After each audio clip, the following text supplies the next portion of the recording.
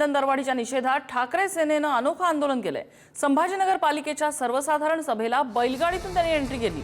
ठाकरेंचे नगरसेवक बैलगाडीने पालिकेमध्ये दाखल झालेले आहेत। अडवल्यानंतर शेवटी आता शिवसैनिक हे बैलगाडीतून खाली उतरलेले आहे आणि या ठिकाणी आज सर्वसाधारण सभा असल्याने ते जात आहेत। गटनेता आहेत, त्यांच्याशी आपण बोलूयात। का तुम्हाला इथं अडवण्यात आलेलं आहे?